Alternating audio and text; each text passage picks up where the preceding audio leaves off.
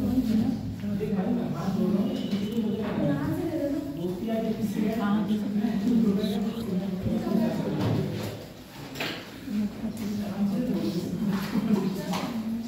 तो क्लास नहीं चला, कल हम तैयार होकर बैठे थे, बाद में मैसेज आया कि क्लास नहीं चलेगा बच्चे का। नुकसान आप लोगों का हुआ, हम भी आराम से सोए होते, इससे बढ़िया। आवाज जा रहा है? चलिए, क्या क्या हो चुका? फसल चक्र पढ़ा दिए, फसल चक्र पढ़ा दिए थे। बताइए फसल चक्र क्या है?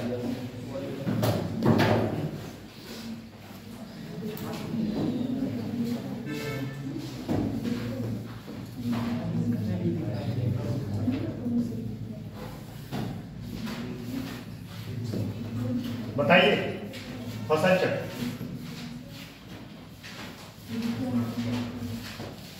नोट्स मत रिवीजन करो, नोट्स रिवीजन करने का टाइम नहीं है। क्या है नोट्स घर पे रिवीजन करना चाहिए। घर पे तो बोले नहीं, आप घर पे बोले थे को नहीं तो क्या बोलो, गुनाह हो जाएगा।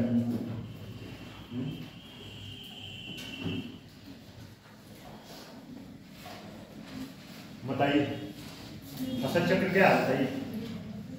अच्छा और लोग नाइलेट पे गया है क्या? नाइलेट कोई नहीं जाता था, कोई नहीं जाता। नहीं गया, कोई नहीं जाता, कोई नहीं जाता।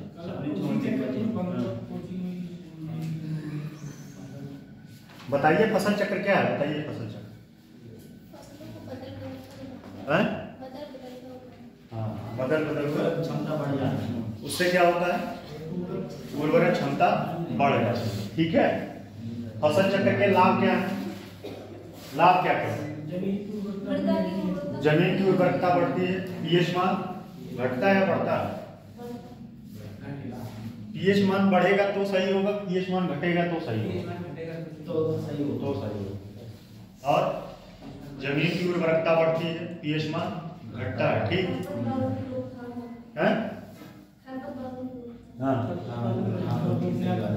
खरपतवार रिवीजन किया करो, नहीं तो फिर सिलेक्शन नहीं हो पाएगा। जो कहना फैक्ट, सिलेक्शन नहीं हो पाएगा, ये बात जान लीजिए। कथा सुनने से काम नहीं चलेगा, कथा सुनने से सिर्फ कथा तक रह जाएगा।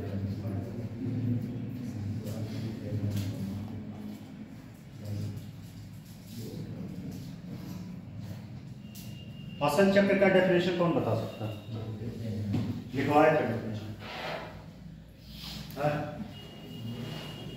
फसल चक्र का डेफिनेशन कौन बता सकता है?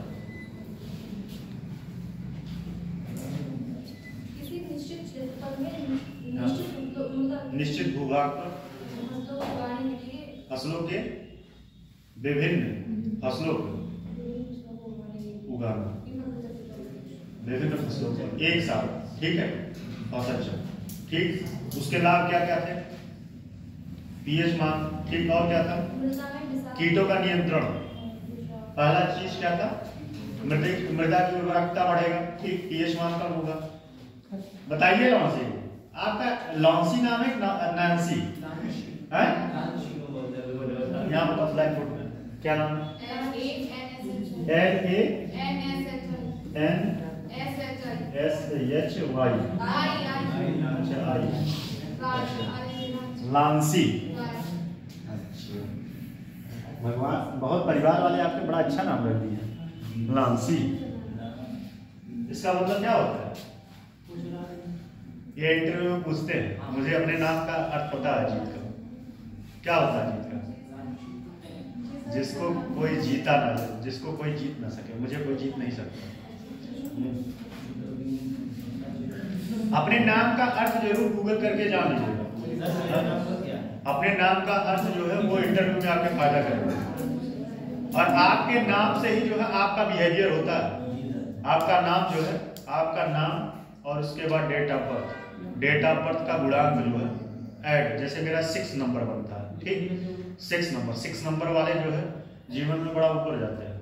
शुरू में स्ट्रगल रहता है, लेकिन जीवन 6 गुणांक जो है अनिल अंबानी का, सॉरी मुकेश अंबानी, उनके जीवन में राजभोग लिखा होता है 6 वाले में। मेरा 24 जून है, 426। तो पहला हो गया फसलों में होने वाली बीमारियों से बचत, ठीक। उसके बाद कीटनाशकों के जो जमीन में कीटनाशक होते हैं लगातार, जैसे आप पेस्टिसाइड यूज करते रहते हैं तो क्या होता है, कीटनाशकों का जो है स्तर बढ़ने लगता है, वो भी कम होता है जब आप माटी छोड़ देते हैं, ठीक है। और क्या क्या है, मृदा में जो है, मृदा में क्या उर्वरकता बढ़ती है, ठीक है। इसके प्रमुख फसल चक्र का वो पैटर्न लिख लीजिए।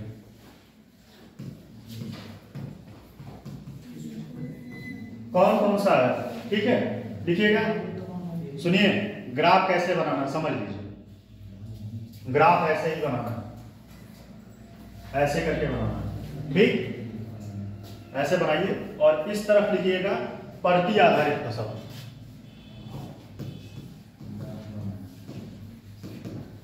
आधारित फसल, ठीक। परती आधारित फसल लिखे, बनाया है कि नहीं ऐसा, लिखो भाई। आज टाइम नहीं है, ज्यादा देर हम क्लास लेंगे, ठीक है। जो टाइम कंप्लीट होगा उसी समय क्लास होगा। परती आधारित फसल, ठीक है। परती आधारित फसल कौन कौन सा होगा, लिखिए।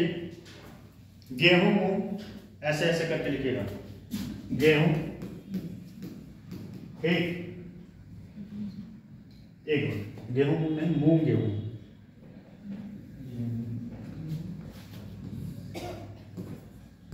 मूंग गेहूं,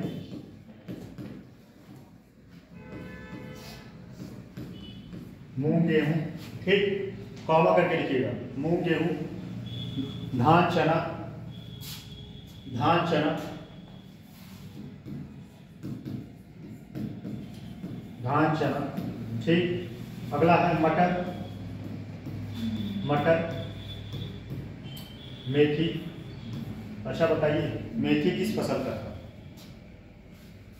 मेथी की बुआई कब की जाती है, रबी, रबी, जायद, रबी में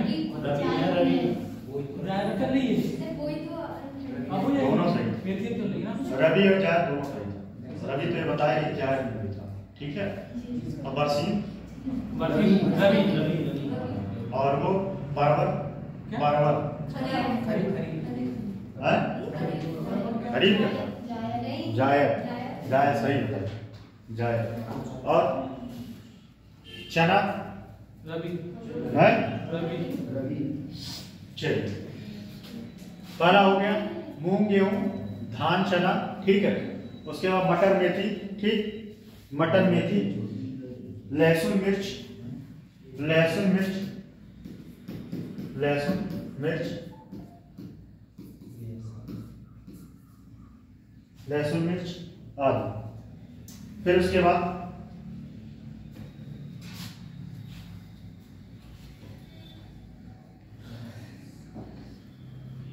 थोड़ा सा एक चीज करेक्शन कर लीजिए। करेक्शन जानते हो क्या करना है? ये जो है जहां पे लिखा है परती फसल, वहां परती को काट के फिर दलहनी लिख लीजिए बस, दलहनी। बाकी चीजें सही है। दलहनी आइए, कहाँ गया? ग्रुप में मैसेज किया गया था ना? मैसेज किया गया होता तो मैं खुद करता। अब लिखिएगा नीचे परती आधारित फसल, परती आधारित फसल। ये तो दलहनी कर लीजिए, ठीक है सर। ये दलहनी फसल था, दलहनी आधारित सर। तो गेहूं दलहनी मारो, ये दलहनी आधारित फसल था, ठीक। अब लिखिएगा परती आधारित फसल। इसको मैंने कहा करेक्शन करने के लिए, जहां आप जो है परती लिखे थे उसको काट के दलहनी बना दीजिए, बाकी सब सही है।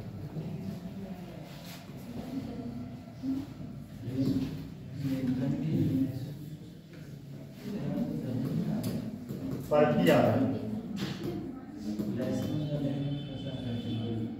फसल ये इसलिए लिखवा रहे हैं क्योंकि फसल चक्र लिखने से सिर्फ आपको नंबर नहीं मिलेगा, एग्जाम्पल देना ही पड़ेगा, ठीक है। इस वजह से लिखवा रहे हैं।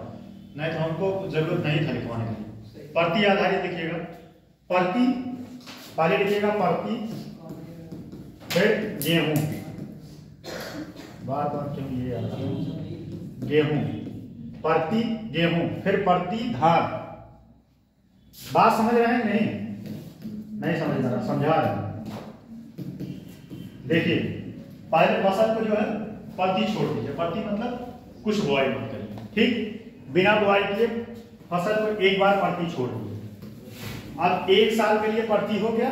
अब अगली बार क्या करेंगे, नेक्स्ट ईयर 1 साल बाद इसमें गेहूं बैठाएंगे। क्या करेंगे, गेहूं बैठाएंगे। आप समझ में आए कि नहीं? ऐसे सेव करेंगे। गेहूं के बाद फिर जो है क्या करेंगे, गेहूं के बाद फिर जो है प्रति छोड़ देंगे, ठीक, प्रति छोड़ देंगे, फिर क्या करेंगे, धान बैठाएंगे। समझ रहे हैं कि नहीं? पहले क्या करेंगे, प्रति रखेंगे, ठीक, उसके बाद क्या करेंगे, गेहूं बैठाएंगे, फिर प्रति हटाने के बाद फिर उसके बाद 1 साल के लिए प्रति, फिर धान। अब समझ में आया कि नहीं है? ऐसे ही लिख लीजिएगा। प्रति आलू, प्रति आलू,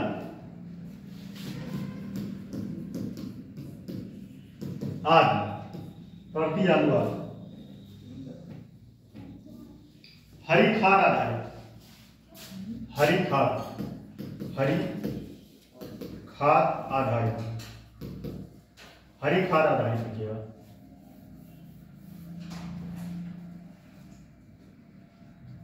पहले लिखिए हरी खाद गेहूं,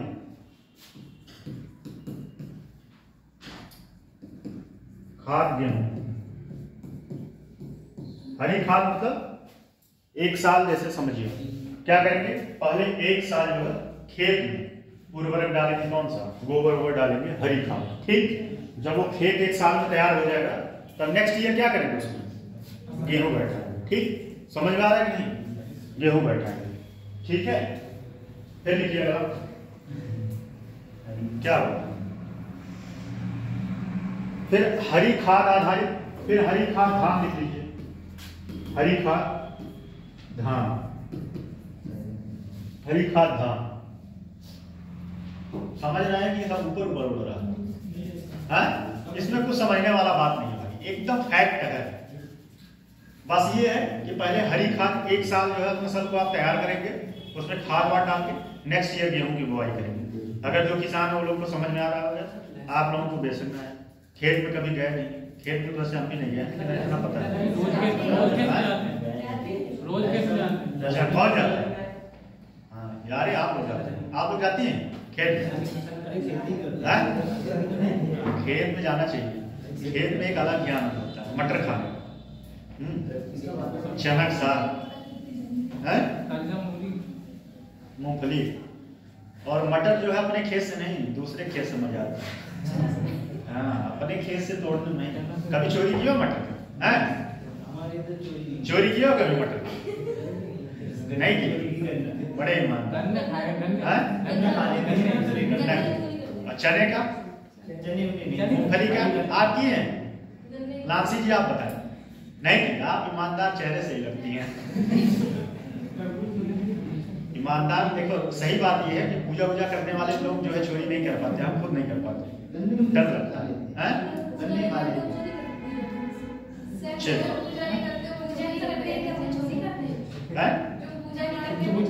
नहीं नहीं, हम लोग, हमारे कहने का ये तोड़ नहीं, हमारे बात को तोड़िए मत। मैंने ये कहा कि जो पूजा करता है वो थोड़ा सा चोरी और गलत कामों से थोड़ा सा उसका आत्मा गवाही नहीं होता, दिल गवाही नहीं। लेकिन जो ये सब नहीं करते हैं तो उनको थोड़ा सा करने में बहुत संकोच नहीं होता। बस कहने का मतलब ये, ठीक। आप लोग लड़ने खड़े हो जाते हो। मेरे घर पे पिस्टल रखा है, निकलवाया हुआ है, किसी दिन लेके आएंगे। चलो नेक्स्ट लिखिएगा। नेक्स्ट है खाद केला, खाद केला, खाद हरी खाद केला, केला, हरी खाद केला, केला, आलू, आलू। और सब्जी आधारित लिख लीजिएगा। छोड़िए सब्जी, छोड़िए, उतना नहीं इंपॉर्टेंट है। अन्न की फसलें लिख लीजिएगा। अन्न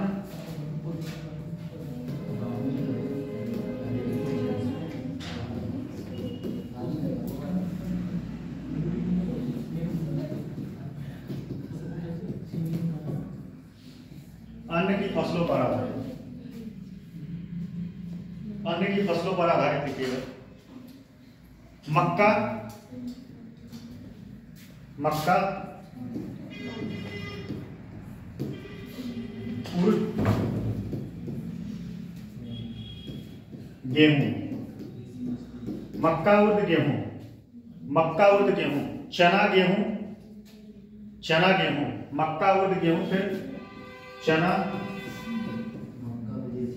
गेहूं, मक्का उर्द गेहूं, चना गेहूं, धान, धान बरसीम,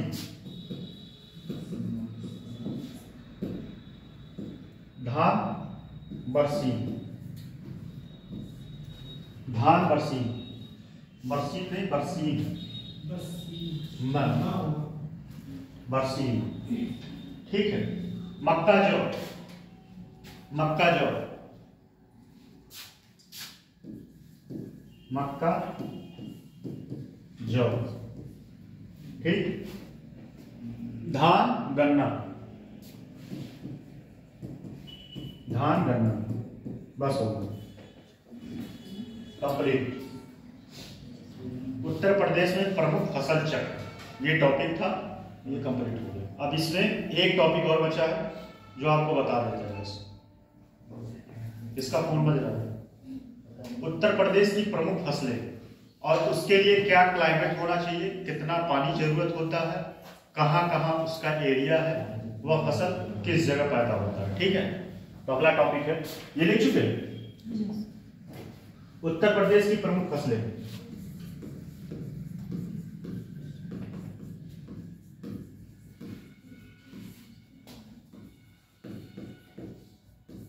फसलें, ठीक है। पहला इसमें लिखिएगा गेहूं, पहला लिखिए गेहूं, गेहूं, ठीक है। गेहूं के लिए क्या क्या होना चाहिए, गेहूं की बुआई कब की जाती है, अक्टूबर नवंबर, लिखिए बुआई अक्टूबर नवंबर, बुआई अक्टूबर नवंबर,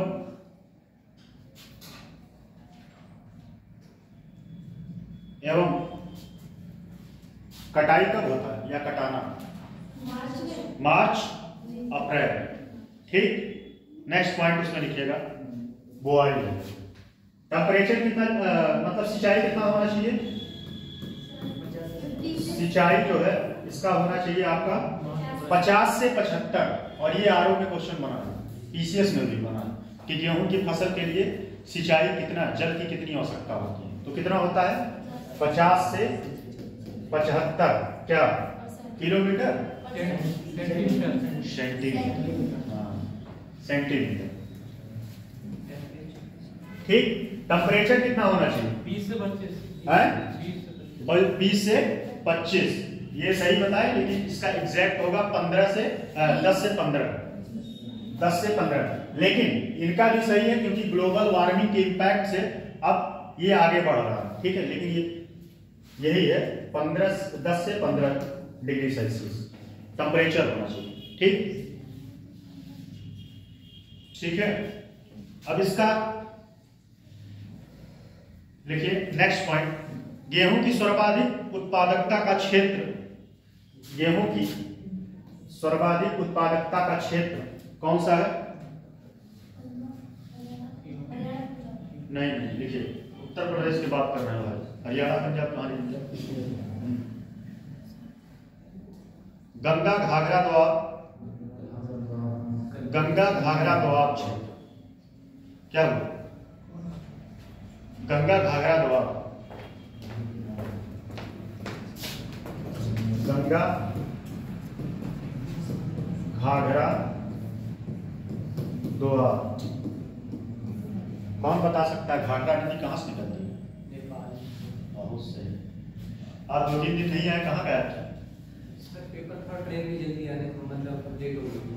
बस से चले जाएगा, बस से किराया ज़्यादा लगता है। दूर पड़ता है सर। कितना दूर है? कहाँ से आता है? यहाँ से हमें पता ही नहीं है। पूरनपुर वाले लोग नहीं आ रहे हैं, कहाँ गए? सर कल आए थे, अब वो ये कह के गए हम नहीं आए, क्लास नहीं थी। हाँ। तो ये कह रहे थे हम कि दूर से आते थे सर। नहीं, ये बात तो सही है। मैं इस बात को कह रहे थे मैं ये बात समझ सकता हूँ। इतनी दूर से कोई आए और क्लास ना हो तो गुस्सा तो लगता ही है, लेकिन कमी का मतलब क्या? मैं बताऊं, जो नॉन सीरियस स्टूडेंट है उनका एडमिशन ही नहीं लेना चाहिए। इससे पढ़ने वाले बच्चों का नुकसान होता है, आप लोगों का नुकसान हो रहा है उन लोगों के चक्कर में। ये लोग आते हैं हवाबाजी करने 2-4 दिन, उसके बाद चले जाते हैं और जीवन भर हवाबाजी करेंगे। सच बता रहे हैं। नुकसान इन लोगों का, क्लास में आते हैं माहौल खराब करते हैं और प्लस जो है सही रिदम में चलना नहीं देते। इससे बढ़िया ऐसे लोगों का एडमिशन नहीं करो। मैं मैनेजमेंट में होता तो ऐसे लोगों को सच में तुरंत रिजेक्ट कर देता इन लोगों का रजिस्ट्रेशन। तो जहाँ शिकायत करना होता कर लेते, मेरा कुछ नहीं करता। 3-4 घंटे वो पढ़ते लगते थे, मैं फिर टेस्ट वाले को दिखाई नहीं और फिर सबसे ज्यादा नंबर देता। मेरा जो करना होता कर लेते, जितना एडी छोटी जुगाड़ लगाते उससे ज्यादा मैं जुगाड़ लगा देता और रिजेक्ट कर देता सच में। नेक्स्ट, इससे होता गुस्सा ही लगता है ना कि जैसे आप लोग सीरियस हो। मैं देखता हूँ कि 15-20 ऐसे हैं कि जो हमेशा आते हैं कंटिन्यू, और जो 5-6 आते हैं 7 आते हैं वो आते हैं सिर्फ माहौल खराब करने के लिए। नेक्स्ट लिखिएगा, उत्तर प्रदेश के प्रमुख गेहूं उत्पादक जिले। उत्तर प्रदेश के प्रमुख गेहूं उत्पादक जिले कौन कौन से हैं? जिले लिखिए, लिखिएगा हरदोई, बुलंदशहर आगरा, हरदोई बुलंदशहर आगरा,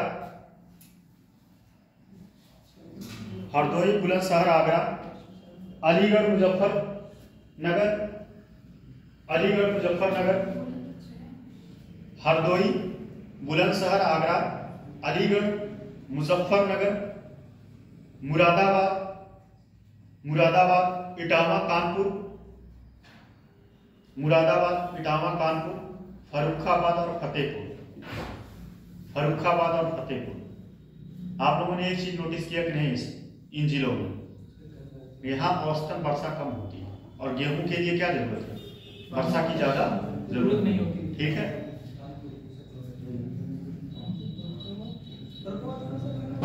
फिर से देखिए, वैसे छूट जाएगा आपको। देखिए एग्जाम्पल मैक्सिमम 2-3-4 जिले देना है, ये तो मैं लिखवा देता हूँ मैक्सिमम नहीं, वो अलग बात है। गोरखपुर एरिया जो है चावल के लिए फेमस है, चावल के तराई क्षेत्र है ना, और वहाँ बारिश भी ठीक ठाक मात्रा में होता है। आपको पता होगा कि सबसे ज्यादा उत्तर प्रदेश में बारिश जो है गोरखपुर वाले बेल्ट में होता है। तो गेहूं तो वैसे तो अमूमन, देखिए बात समझिए, जो आप कह रहे हैं उसको बता दें, अमूमन गेहूं तो पूरे उत्तर प्रदेश में होता है, ऐसा तो है नहीं। ये जिले ऐसे हैं कि गेहूं ज्यादा पैदावार होता है इन जिलों में। इन जिलों में गेहूं का एरिया जो है ज्यादा है, इस वजह से इन जिलों को कंसीडर किया गया। बाकी तो ऐसा है नहीं कि उत्तर प्रदेश में और कहीं गेहूं नहीं बैठता। क्या पीलीभीत में गेहूं नहीं लगता? लगता है। तो बस वही कहने का मतलब है, जहां ज्यादा होता है उसको जोड़ा जाता है।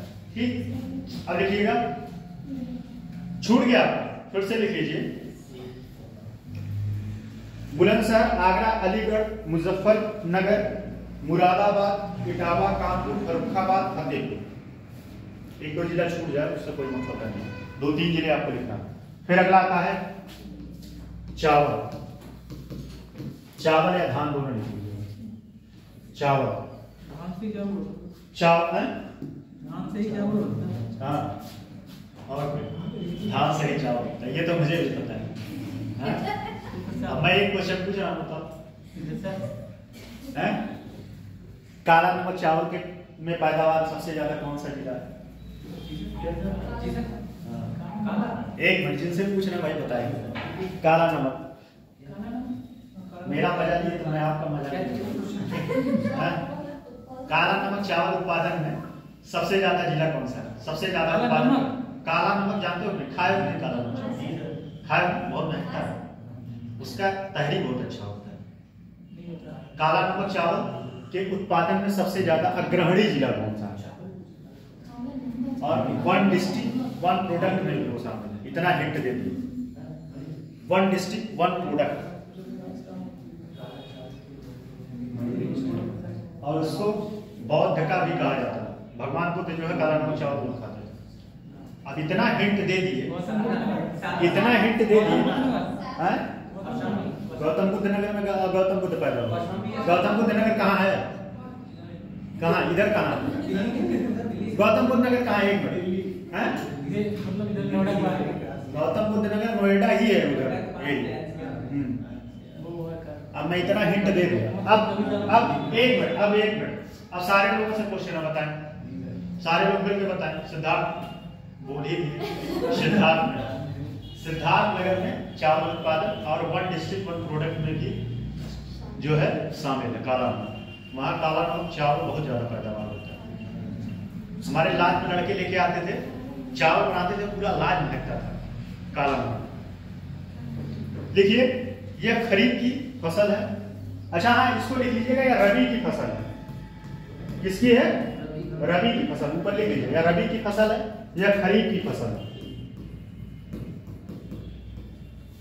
खरीफ की फसल है। इसकी बुआई कब की जाती है?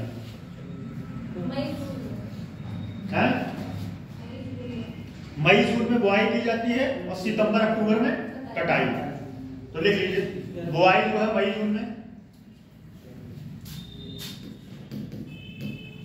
बुआई मई जून और कटाई सितंबर अक्टूबर। सितंबर अक्टूबर, ठीक, सितंबर अक्टूबर। सिंचाई कितना होना चाहिए? कितना परसेंट होना चाहिए? 100 से 150। आरओ का पेपर उठा के देखेंगे, इसमें पूछा है, चावल गेहूं दोनों पूछा है कि इसके लिए कितनी सिंचाई की जरूरत होती है। तो कितना हो गया? 100 से 150, ठीक, 100 से 150। टेम्परेचर कितना जो होना चाहिए? तापमान, तापमान ज्यादा होता है, 30 से 35 होगा। तापमान ज्यादा होता है इसका, 20 से इतना नहीं होता है। 20 से 27, 20 से 27। अरे 1-8% इधर उधर कर सकते हो, उससे कोई दिक्कत नहीं, ठीक है। एग्जैक्ट डाटा नहीं, मतलब कि हाँ ये स्ट्रीम लेवल पे ही होना चाहिए। थर्मामीटर नाक पे बैठाएंगे कि 20 डिग्री टेम्परेचर है तो आप ध्यान कीजिए, ठीक है।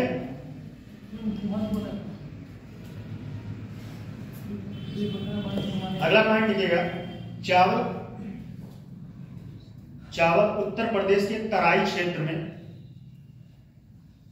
चावल उत्तर प्रदेश के तराई क्षेत्र में उपजाया जाता है। चावल उत्तर प्रदेश के तराई क्षेत्र में उपजाया जाता है। चावल उत्पादन के प्रमुख जिले, चावल उत्पादन के प्रमुख जिले आपका जिले में है कि नहीं? आपके जिले में है। और एक बात ध्यान दीजिए, जितने तराई क्षेत्र हैं सब में चावल पैदावार ज्यादा होता है, ठीक है। तो लिखिए अपने जिले से ही शुरू करिए। पीलीभीत,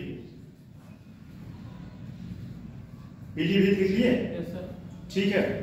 उसके बाद लिखिए शाहजहांपुर लखीमपुर खीरी, शाहजहांपुर लखीमपुर खीरी, सब कामा करते जाइएगा।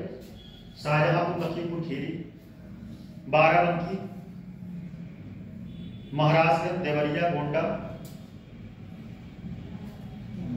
बाराबंकी, महाराजगंज देवरिया गोंडा, गोंडा, बहराइच बस्ती, बहराइच बस्ती, रायबरेली मऊ बलिया गोरखपुर। रायबरेली गोरखपुर तो मत छोड़िएगा, चाहे भले आप छोड़ दीजिए। रायबरेली मऊ गोरखपुर, गोरखपुर में ज्यादा उत्पादन होता है, ठीक हो गया। इंपॉर्टेंट लिखवा देते हैं आपको। एक और पूछा हुआ है बाजरा। अच्छा, बाजरा के लिए क्या होना चाहिए? इसका क्लाइमेट दशाएं क्या होनी चाहिए बाजरा के लिए?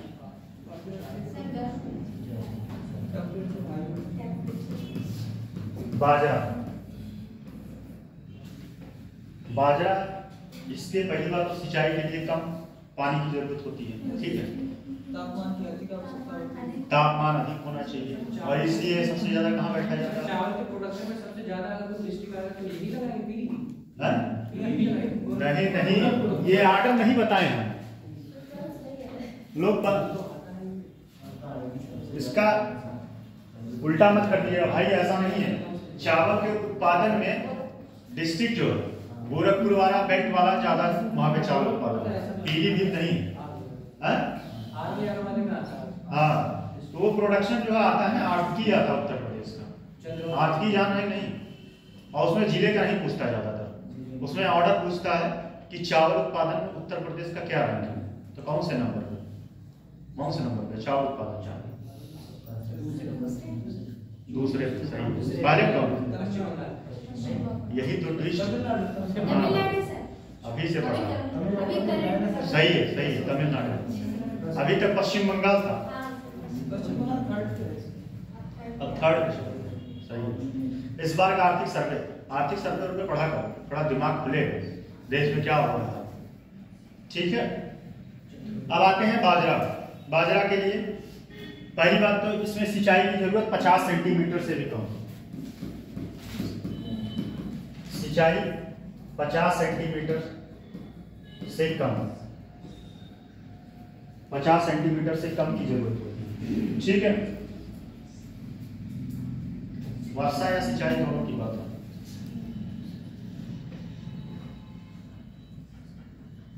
इसकी बुआई जो है कब की जाती है? जुलाई अगस्त में। इसकी बुआई जुलाई अगस्त, और कटाई कब की जाती है ये भी बता दीजिए। हाँ, नवंबर दिसंबर कटाई।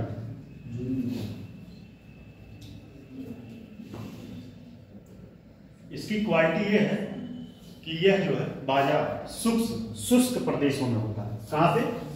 शुष्क मतलब क्या होता है? शुष्क प्रदेश क्या होता है? हाँ, जहाँ पे वर्षा कम, ठीक है, आर्द्रता वहां पे नहीं होता। जैसे आपके यहाँ आर्द्रता ज्यादा है, यहाँ पे आर्द्रता ज्यादा है, चाहे गर्मी हो चाहे ठंडी, इसीलिए यहाँ कपड़े नहीं सूखते। मैं 2 दिन से साफ करके बैठा, अभी सूखा नहीं।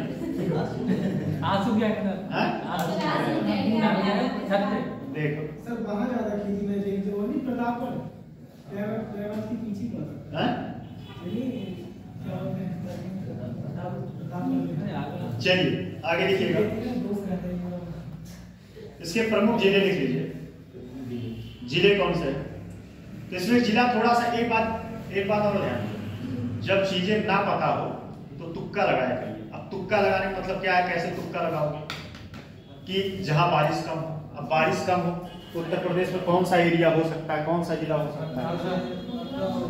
मथुरा, बहुत सही, और बुंदेलखंड साइड में और आगरा साइड में। तो ये सब तुक्का लगाने का तरीका होता है, लेकिन जब आप पढ़े रहेंगे तभी तुक्का लगा पाएंगे। कुछ कंडीशन पता हो कि बारिश का, इसके लिए बारिश कम चाहिए, तो बारिश कम चाहिए तो कौन सा एरिया हो सकता है। अब जैसे मान लीजिए धान है, तो धान के लिए बारिश की जरूरत ज्यादा होती है, तो इसके लिए फिर आपको सोचना पड़ेगा कि कौन सा एरिया आ सकता है, तराई क्षेत्र। ठीक, लिखिए आगरा, बरेली, मथुरा, बदायूं, आगरा, बरेली, मथुरा, बदायूं, शाहजहांपुर, प्रतापगढ़, गाजीपुर, कानपुर, इटावा, बस हो। प्रतापगढ़, कानपुर, इटावा आदि हो गया। लिख लिया? बहुत फास्ट लिखे। 4 जिले लिख तो लिए, 5 जिले लिख लिए। मतलब हम कह दिए कि थोड़ा कम ही लिखिए, तो कम ही लिखना शुरू करें। ठीक है, गाजीपुर, कानपुर हो गया। अब लिखिए अगला, एक और अरहर,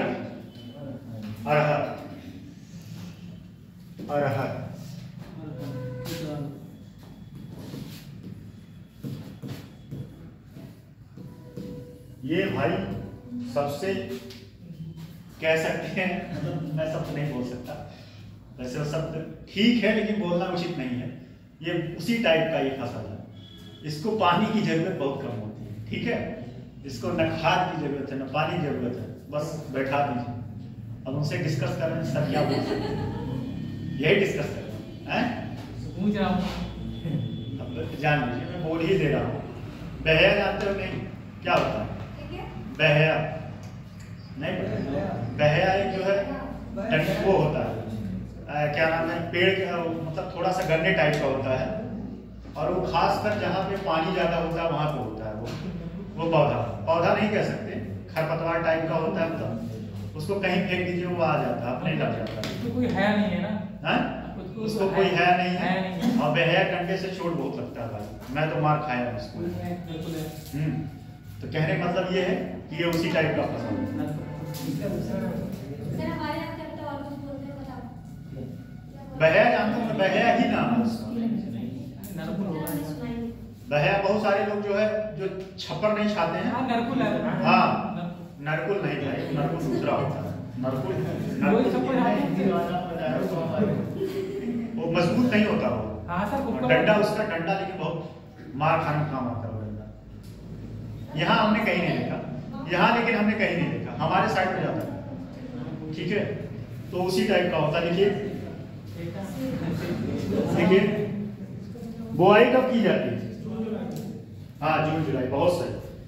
आप जो है बहुत सारा आंसर दिए हैं, जून जुलाई।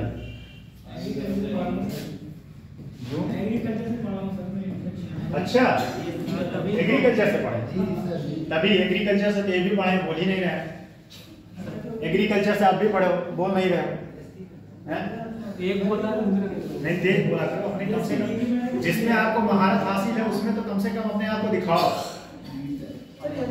कटाई कब होती है बताइए? कटाई कब होती है? हमसे ज्यादा तो ज्ञानी आप ही लोग हैं इस सब हैं, ठीक है। जून जुलाई में और मार्च अप्रैल में इसकी क्या होती है? कटाई। मार्च अप्रैल कौन? 2 महीना बाद। ये बहुत लंबा फसल देता है, पता है नहीं? लगभग 1 साल का फसल होता है, मतलब 8 से 10 महीने तक का, 10 महीने तक का। क्या होगा आप सोच के लिखते रहिए हैं। जीवन में कोई टेंशन हो तो बताइएगा, हर तरफ से समाधान मिलेगा। टेंशन नहीं, समाधान, ठीक। कटाई कब होता है? मार्च अप्रैल, ठीक। और इसमें स्वाभाविक सी बात है, लिखिएगा बुआई और कटाई के समय, बुआई और कटाई के समय तापमान उच्च होना चाहिए। बुआई और कटाई के समय तापमान, इसमें यह नहीं दिया गया कितना होना चाहिए, तापमान उच्च होना चाहिए, तापमान उच्च होना चाहिए। कौन से मिट्टी में होता है इसकी, लिखिएगा अगला, इसकी कृषि के लिए, इसके कृषि के लिए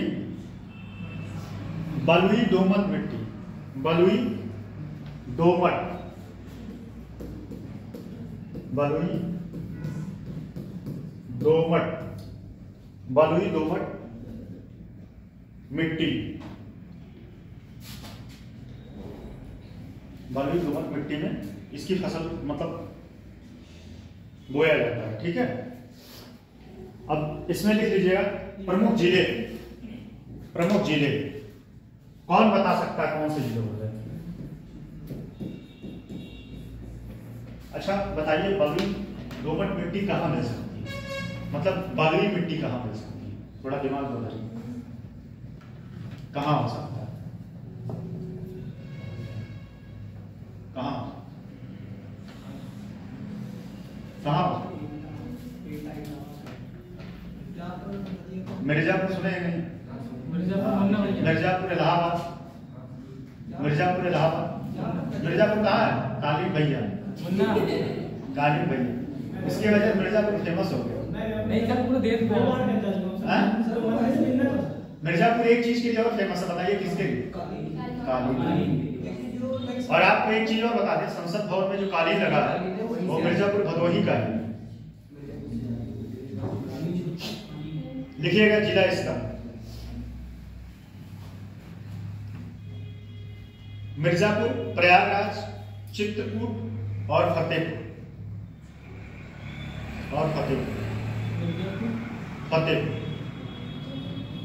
चित्रकूट और फतेहपुर। एक और लिख लीजिए गन्ना, ये ज्यादा इंपॉर्टेंट है। बस खत्म। गन्ना आज मैं लिख कुछ और रहा हूं, लिखा कुछ और है, ठंड के वजह। गन्ना, इसके लिए लिखिए पहले तो इसके लिए वर्षा की जरूरत,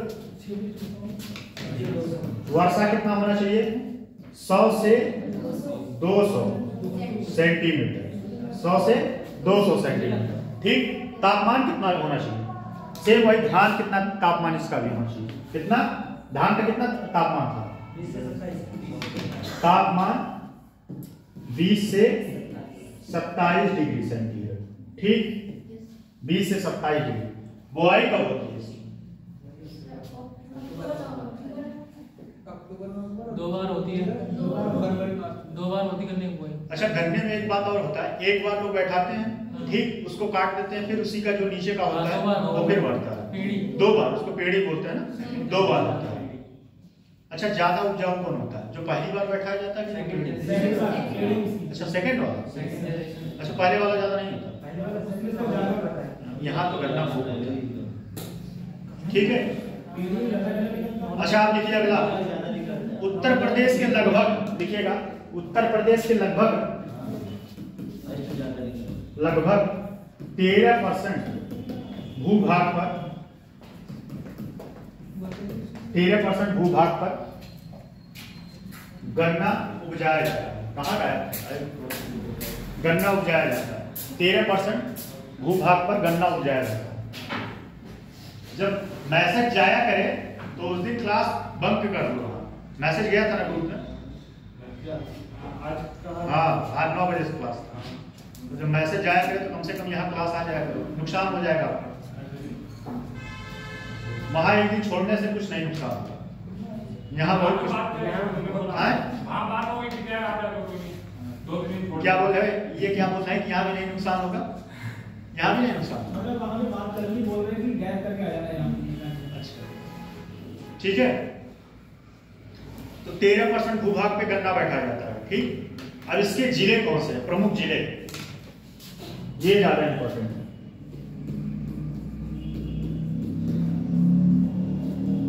जिले लिखिए,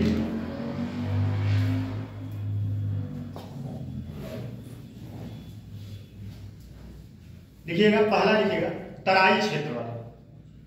पहला जिले मत लिखिएगा, तराई क्षेत्र वाले लिखिएगा। तराई क्षेत्र वाले जिले, तराई क्षेत्र वाले जिले,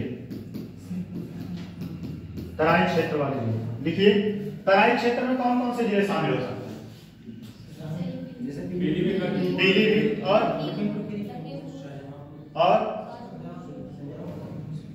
गोरखपुर और कौन? बस्ती और संत कबीर नगर। लिखिए, लिखिए रामपुर, बरेली, पीलीभीत, सीतापुर, रामपुर, बरेली, पीलीभीत, सीतापुर, लखीमपुर खीरी, गोंडा, बस्ती। अच्छा, एक बात और बता दें, गन्ना उत्पादन में गोंडा में सबसे ज्यादा गन्ना उत्पादन होता है। गोंडा है, गोंडा, गोंडा जानना है? बृजभूषण सिंह वाला है, अवध ओझा सर वहीं से, गोंडा से। अवध ओझा सर को जानते हैं नहीं आप? वो गोंडा से। कौन नहीं जानता? हाँ, वो गोंडा से। उनसे मैं मिला, अवध ओझा से। दिल्ली गया था एक बार, तो उनसे मैं मिला था। पता लगता था नहीं, बड़ा बात है, वो बैठे जाके नहीं ज्यादा बोलते हैं, गुंडा के डिपार्टमेंट में नहीं यार, बड़ा तो इतनी बताएंगे कभी, अभी क्लास चल रहा है तो मैं बताऊंगा उनके क्या क्वालिटी है, क्या सही नहीं है। ठीक, लिखिए रामपुर, बरेली, पीलीभीत, सीतापुर, लखीमपुर खीरी, गोंडा बस्ती बलिया महाराजगंज, गोंडा बस्ती बलिया महाराजगंज, गोंडा बस्ती बलिया महाराजगंज, गोंडा बस्ती बलिया महाराजगंज। क्या होगा महीने की कहीं अच्छा तो ये नहीं ठीक। गोंडा बस्ती बलिया महाराजगंज, ठीक, देवरिया गोरखपुर आदि। अब लिखिएगा, ये तो तराई क्षेत्र था। अब लिखिएगा गंगा यमुना दोआब में, गंगा यमुना दोआब,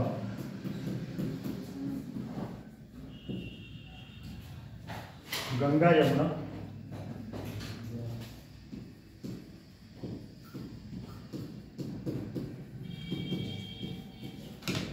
गंगा यमुना दोआब में लिखिएगा कौन कौन सा गंगा यमुना दोआब में। मेरठ, गाजियाबाद, मुजफ्फरनगर, मेरठ, गाजियाबाद, मुजफ्फरनगर, सहारनपुर, बुलंदशहर, अलीगढ़, मेरठ, गाजियाबाद, मुजफ्फरनगर, सहारनपुर, बुलंदशहर, अलीगढ़, मुरादाबाद, अलीगढ़ मुरादाबाद। और गन्ना उत्पादन में उत्तर प्रदेश लिख लीजिएगा नीचे, गन्ना उत्पादन में उत्तर प्रदेश चौथे स्थान पर है। दूसरे इसीलिए हम गलत बोले, चौथे से दूसरे पर।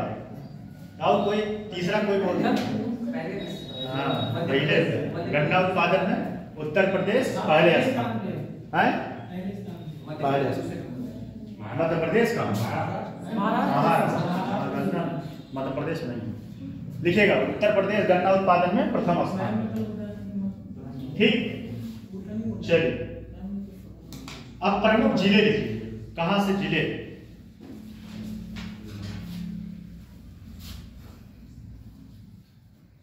तो लिखिएगा सबसे उच्चतम कोटि का गन्ना मेरठ में पाया जाता है। सबसे उच्चतम कोटि का गन्ना मेरठ में बुआई की जाती है। बस हो गया।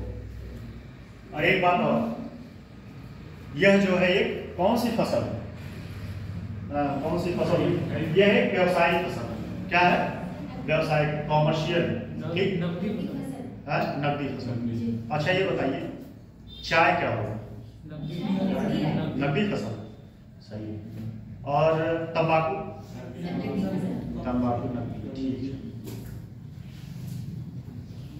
चलिए हो, ठीक। अब आते हैं अगला चैप्टर। अगला चैप्टर आपका है आधारभूत संरचना, ठीक है। चैप्टर का नाम लिखिएगा आधारभूत और संरचना, आधारभूत और संरचना।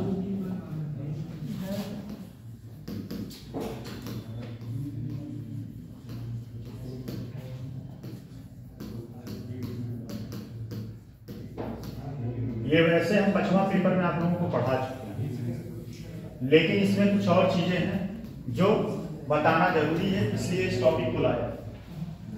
ये ऑलरेडी हम 5वां पेपर में पढ़ाए थे कि नहीं? कुछ याद बात है? बताइए, तेज बताइए। आधारभूत संरचना पढ़ाए थे नहीं? ये न्यू टॉपिक है, डाल लीजिएगा।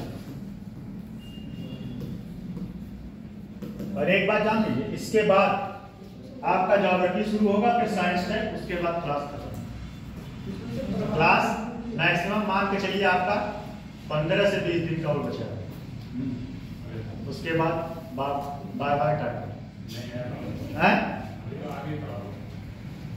अब आगे के लिए आप लोगों का भाई क्या है, छोड़िए।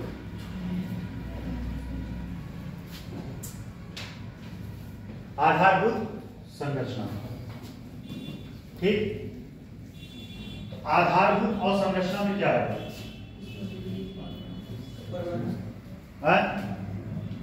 आधारभूत संरचना में सड़क, ठीक, पुल, ठीक। पहले तो एक बात समझिए, आधारभूत संरचना किसी भी देश या राज्य या क्षेत्र की प्राणदायी होती है। किसी भी देश या राज्य या क्षेत्र को अर्थव्यवस्था के लिए प्राणदायी होता है। मतलब अगर वहां आधारभूत और संरचना नहीं होगा तो वहां डेवलपमेंट कहानी खत्म। ठीक, तो यह आधारभूत संरचना जो है किसी भी राज्य या क्षेत्र के डेवलपमेंट में बहुत महत्वपूर्ण योगदान देता है। इसीलिए सरकार बहुत सारे क्या कर रहा है, एक्सप्रेस वे, क्या एक्सप्रेस वे बना रहा है, फिर क्या बना रहा है, औद्योगिक गलियारा बना रहा है। कौन सा बना रहा है, औद्योगिक गलियारा, रक्षा गलियारा। ये सब क्यों फोकस कर रहा है, बताइए क्यों फोकस कर रहा है? इससे क्या क्या होगा, रोजगार मिलेगा, रोजगार मिलेगा, और क्या मिलेगा, रोजगार मिलेगा, और क्या होगा, इनकम होगा। ठीक है, आर्थिक, हाँ सही है, आर्थिक लाभ होगा, आर्थिक लाभ होगा, किसको, सरकार को लाभ होगा। ठीक है, और व्यापार, हाँ ये भी सही है, व्यापार में सुगमता होगा, क्या होगा, सुगमता होगा। ठीक, व्यापार में सुगमता होगा। और भी क्या हो सकता है, शिक्षा का स्तर भी बढ़ेगा। कैसे बढ़ेगा, आराम से बैठिए, क्लास, सोफा नहीं लगा है यहाँ, क्लास है, क्लास की एक गरिमा होती है। नहीं, मतलब शिक्षा का कैसे बढ़ेगा, शिक्षा में कैसे सुधार हो सकता है, और संरचना कैसे हो सकता है, बताए थे, बहुत पहले बताए, आप भी थे, क्लासिंग थे। देखिए अब समझिएगा, इसको एग्जाम्पल देकर समझा रहे हैं। जैसे मानिए ये आपका गांव है, ठीक, ये आपका गांव है, और आपके गांव में सड़क की व्यवस्था नहीं है, क्या है, सड़क की व्यवस्था नहीं है, और आपको यहाँ से आपने हायर तो मतलब एकेडमिक तो पढ़ लिया, अब आपको हायर शिक्षा चाहिए। मान लीजिए आपको पीजी करना है या ग्रेजुएशन करना है, पीजी करना है, ठीक। ये पीजी जो है आपके घर से कितनी दूरी पे है, 30 किलोमीटर दूरी, कितना, 30 के यहाँ पर, और आपके यहाँ सड़क नहीं है, तो क्या आप रोज जाके क्लास कर पाएंगे, हैं? नहीं कर पाएंगे ना। और जब सड़क हो जाएगा तो ये दूरी कितने देर में हो जाएगा, 1 घंटे। और आप जो है यहाँ, जैसे पूरनपुर से कुछ बच्चे यहाँ पढ़ने आते हैं, किस माध्यम से आ रहे हैं, एकदम जीता जागता एग्जाम्पल है।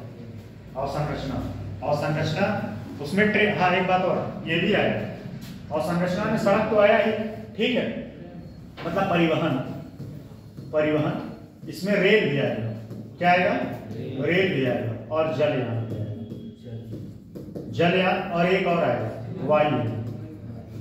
वायु, ठीक।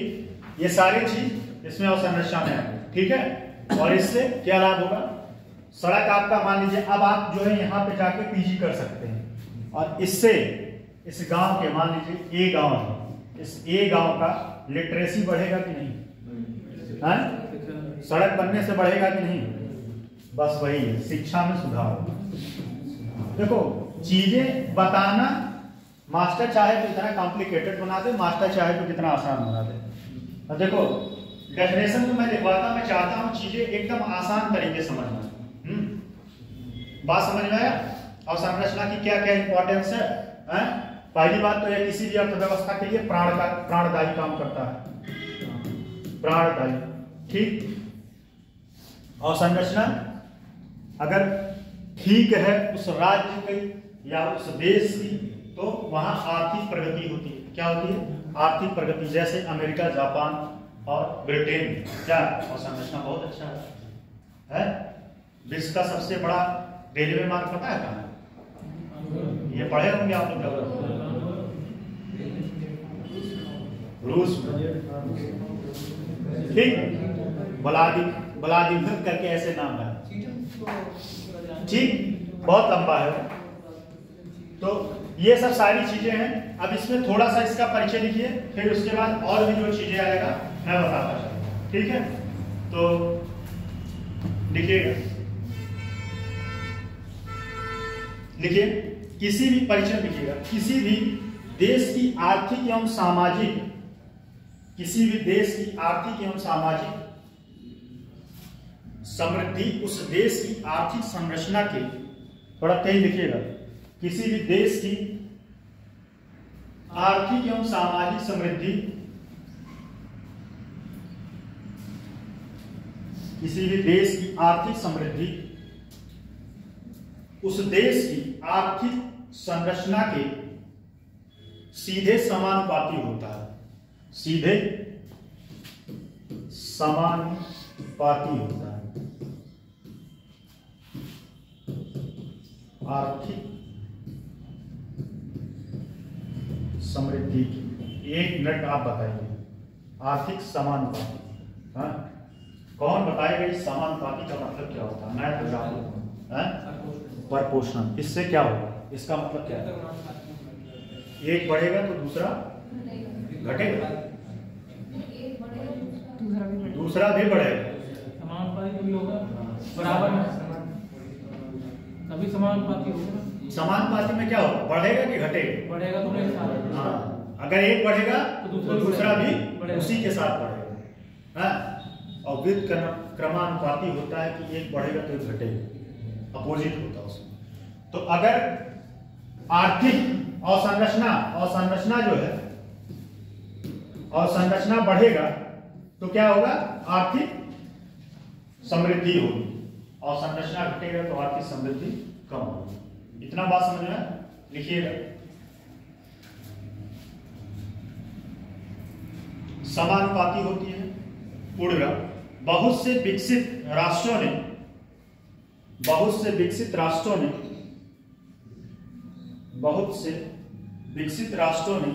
बेहतर सामाजिक एवं आर्थिक, बहुत से विकसित राष्ट्रों ने बेहतर सामाजिक एवं आर्थिक आधारित अवसंरचना के लिए, आर्थिक आधारित अवसंरचना के कारण तीव्र समृद्धि को प्राप्त किया, तीव्र समृद्धि को प्राप्त किया। देखिए महाराष्ट्र हुआ, बेंगलोर हुआ, यहाँ पे क्या है, यहाँ पे जो आर्थिक जो है अवसंरचना ज्यादा अच्छा है, तो इस वजह से वहां पर कैपिटा इनकम ज्यादा है। पर कैपिटा इनकम में सबसे ज्यादा किस राज्य का है? पर कैपिटा इनकम सबसे ज्यादा किस राज्य का है, बताइए। ऑप्शन दे, चलिए, केरल, ठीक, तमिलनाडु, आंध्र प्रदेश और गोवा। कौन बताए? तमिलनाडु, आंध्र प्रदेश और गोवा।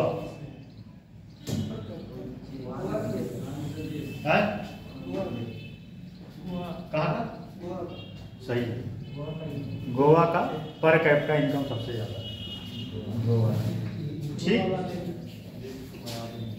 गोवा कभी गए? गोवा बीच पे घूमने जाइए, अभी नहीं, जीवन में जब शादी वादी हो जाएगा, शादी के बाद वहाँ गोवा बीच पे। ठीक, उसके बाद आगे लिखिए, आगे लिखिए।